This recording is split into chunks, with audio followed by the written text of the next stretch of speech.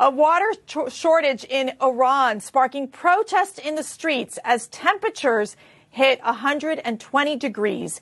At least 8 people were killed by local law enforcement after firing on protesters to stop the demonstrations. Now, there is a call from the mainstream media to speak up on this issue. Joining us now to discuss is Executive Director of the Iranian Americans for Liberty, Brian Lieb. Good morning, Brian. Hi, Mercedes. Good morning. How are you?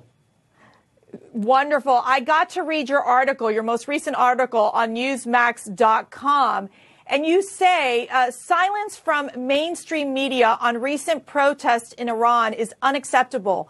Why has the mainstream media ignored this story? In the article, you talk about that during the Obama years, it became, an unspoken policy that the U.S. government will restrict itself to moot criticisms and vague references to human rights abuses in official statements and would never say or do anything publicly to criticize the regime.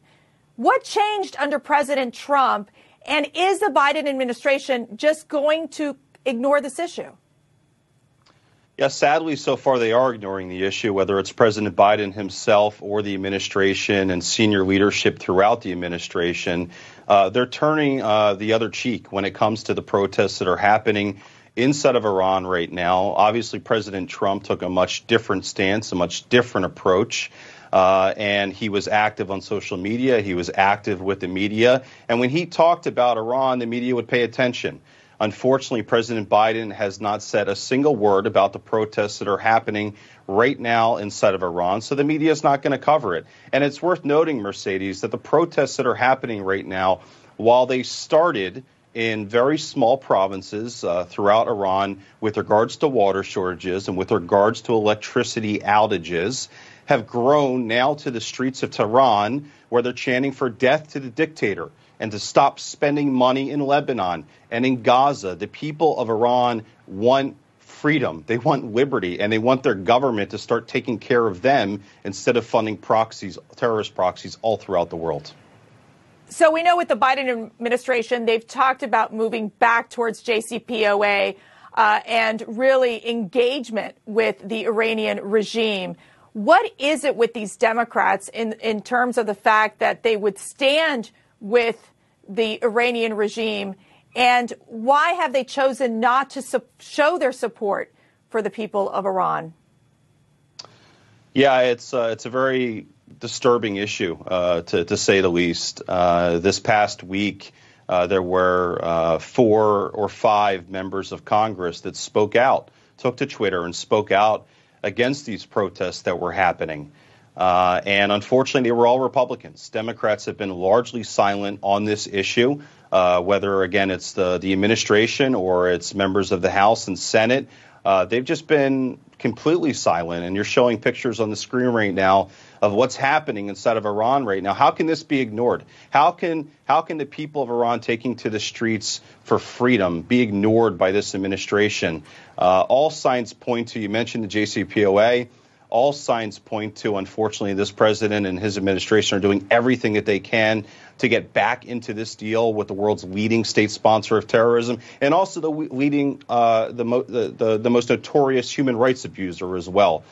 So I've been very clear, and so have a lot of other people. We've got to take a strong stance against the Iranian regime. They are not friends of ours. They are not allies of ours. They are adversaries, and that's how we need to treat them, with strength, not with weakness.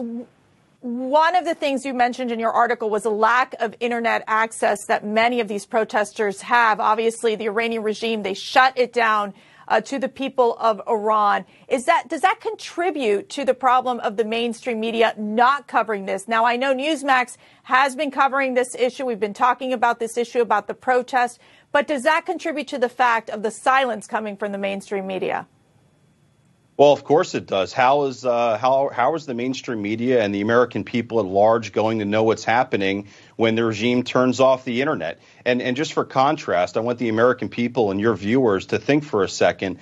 When the BLM riots were happening, what would have happened if the U.S. government turned off the internet so those riots could not be documented and shared and spread all throughout social media? No one would have known about them. And unfortunately, that's the situation right now where the regime, and this is a common practice that they've been using for years now, when their people take to the streets, they turn off the internet. They silence their voices. Twitter is not allowed unless you're the Ayatollahs in Iran. So it's a big double standard, unfortunately, that's coming out of that country. And we as Americans have to do everything that we can to raise our voices in support of the freedom-loving people of Iran. These people, there needs to be a difference between the regime and the people. The people want freedom. The regime want terrorism. So it's pretty clear. Yeah, there's no question that there is this desire for freedom across the globe. It's not just an American phenomenon, but it's a global movement. And sadly, these authoritarian regimes keep shutting down these freedom-loving people who are trying to save their countries. But thank you, Brian Lieb. I appreciate your commentary as well as that article on Newsmax.com. So coming up on